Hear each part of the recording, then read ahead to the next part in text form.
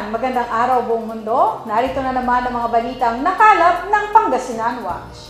Tulungan muli ang bagsak ng top 1 most wanted person sa bayan ng Binmalay matapos ang isinagawang Oplan pagtugis ng Criminal Investigation and Detection Group Pangasinan. Naaresto sa bisa ng warrant of arrest si Eduardo F. Villanueva, 50 anyos, residente ng Caloocan Sur, Binmalay sa kasong murder. Nakumpiska sa kanya ang 2 sachet ng shabu at drug paraphernalia. 10 taon na itong nakulong noon dahil sa pagsaksak sa kanyang hipag hanggang sa ito'y mamatay. Haharap ang sospek sa patong-patong na kaso. Pagkakaroon ng pagkakaisa, kapayapaan at respeto sa mga Kristiyano at Muslim. Ito ang panalangin ng mga kababayan nating Muslim sa pagsisimula ng Ramadan. Sa panahong ito, nag-aayuno ang mga Muslim mula bukang liwayway hanggang sa paglubog ng araw. Ang pag-aayuno umano ay ang pangatlong haligi o tungkulin sa Islam. Itong Ramadan ay sa buong ng isang taon na ito na mahalaga sa amin ito.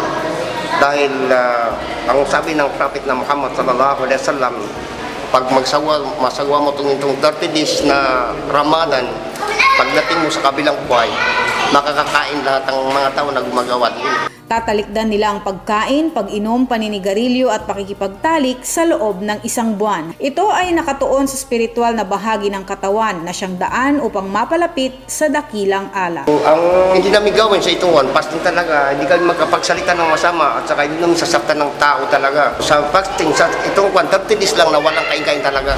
Isinagawa ng Pangasinan State University ang Quality Assurance and Customer Focused Services Seminar bilang parte ng kanilang strategic goals. They will be talking primarily on quality assurance kasi isa sa mga thrust ng bagong presidente ng PSU ngayon is ISO certification. He is in pursuit of ISO certification. Ilan lang sa mga tagapagsalita sa naturang seminar na magtatagal ng 3 araw ay sina Paul Bagaching, Vice President ng AGA Registrars Incorporated, at Congressman Roman Romulo, Chairperson ng Higher at Technical Education.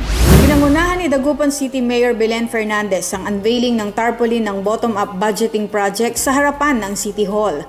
Ayon kay Roderick Dawis, Dagupan City Department of Interior and Local Government Officer, ito ay upang magkaroon ng transparency at kaalaman ng mga Dagupenyo tungkol sa mga ongoing projects na isinumite ng mga civil society organizations sa DILG. Doon mo makikita kung yung mga projects na ini-implement under the bottom-up budgeting for 2014 at saka 2015. Andun din yung status ng implementation at kung magkano yung pondo na inilaan ng national government. Ilan lamang sa mga resulta ng naturang BUB projects ay ang pagtatayo ng Pasalubong Center at ang tagging ng Dagupan Bangus. Tuwing 2 linggo ng Hunyo, ipinagdiriwang ang Araw ng Mga Ama. Sa araw na ito, kinikilala ang kadakilaan ng bawat haligi ng tahanan. Dahil dito, inalam ng Pangasinan Watch kung paano ginugunita ng ating mga kababayan ang Father's Day. Umuwi ako doon sa bahay namin sa San Carlos. Doon ko nakatili mga misis ko sa mga apo. Pagka may pera, pagka wala, doon na lang sa bahay. Uwi na lang ko ng mga ulam. Doon lang po sa bahay, tapos siguro po konting handaan lang po. Kikilip ko siya ng Happy Father's Day through Facebook.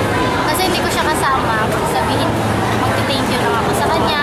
Simple man o magarbo, ang pagsaselebra ng Father's Day ang mahalaga, maipakita at maipadama natin kung gaano sila kaimportante sa ating buhay.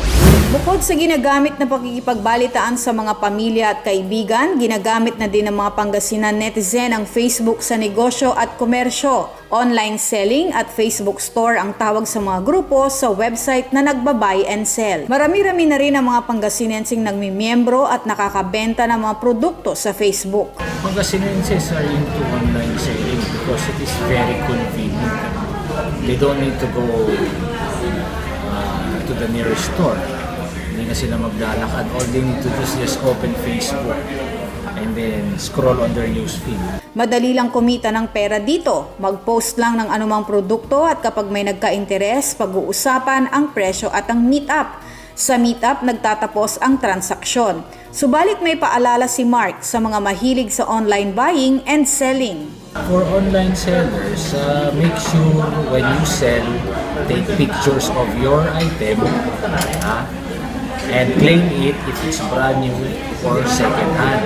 Para sa mga buyers naman, for those who want to purchase online, make sure na in every transaction, You have to take pictures, tapos try to look up sa reputation ng buyer. Siyempre, number 1 yan. At yan ang mga balitang aming nakalap. Ako si Vanch Padilla at ito ang Pangasinan Watch. Broadcasting from Pangasinan to the world.